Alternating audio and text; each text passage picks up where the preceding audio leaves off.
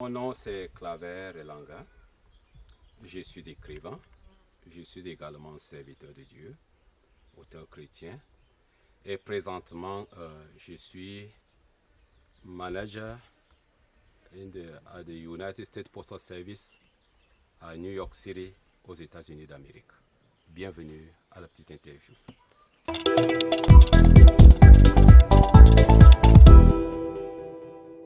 Claver Elanga, l'écriture, votre exutoire ou un moyen de perpétuer la tradition? Je lisais beaucoup et puis en lisant, j'ai commencé je me suis senti capable d'occulter sur certains événements en lisant, en tenant un livre en main. C'était mon plaisir. C'est à ce moment les jeux vidéo et autres que les jeunes ont aujourd'hui n'existaient pas. Alors j'ai commencé à penser que je peux aussi glosser quelque chose. Je peux tenter d'écrire quelque chose.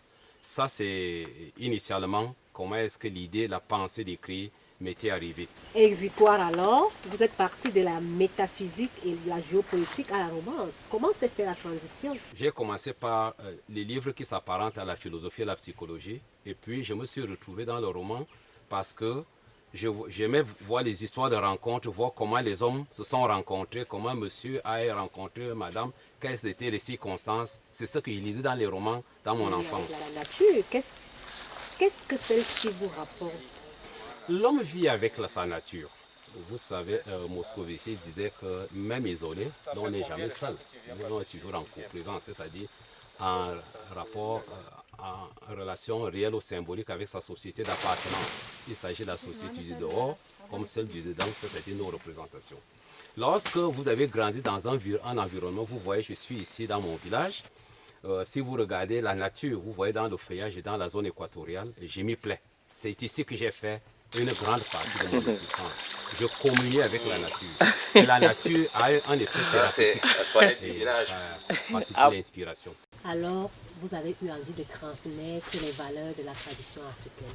Absolument, absolument. J'ai le devoir, sinon l'obligation, de pérenniser les valeurs africaines, de les défendre et de les vendre à l'extérieur. Parce que le monde occidental ne connaît pas ce qui se passe en Afrique.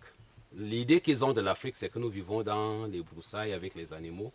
À quel moment avez-vous compris que la Bible n'est pas incompatible à ce qu'ils appellent la tradition de chez nous? Lorsque vous voulez faire la paix avec votre père, vous avez offensé votre père, un oncle ou c'est pas moi.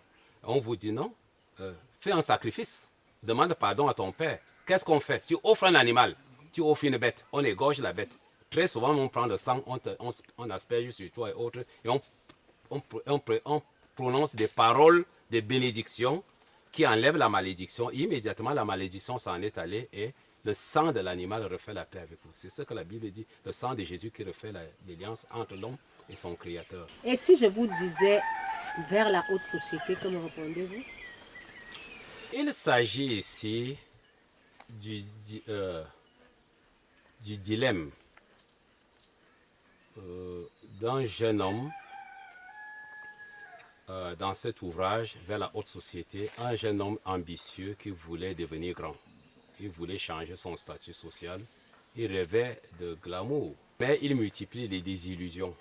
Ce qu'il ne savait pas, il évolue vers la haute société. Il mettait tout en œuvre, autodidacte. Il mettait tout en œuvre pour arriver à accéder à la haute société, mais il ne savait pas que lorsqu'il y arriverait, il s'en trouverait mal. Best-seller aux États-Unis, qu'est-ce que cela représente pour un jeune Africain camerounais comme vous? Le jour où on me donnait le prix, les Américains n'ont pas beaucoup aimé ce geste-là, cette scène-là. J'ai demandé qu'on fasse flotter le drapeau camerounais.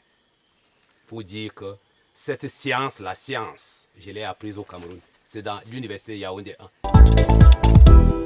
Si on vous disait dans 20 ans, comment vous vous voyez?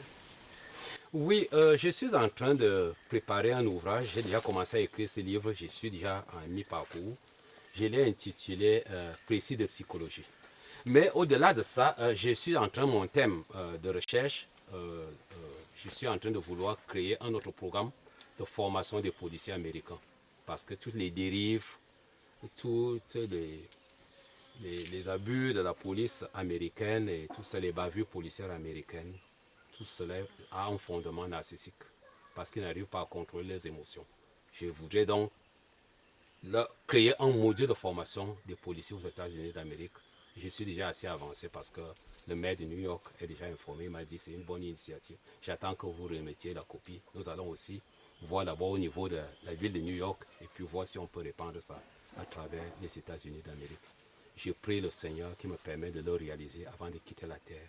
Peut-être je me serai aussi immortalisé comme Cicéron, comme Karl Marx, comme Freud et tous les autres penseurs, ceux qui sont restés immortels sur la terre.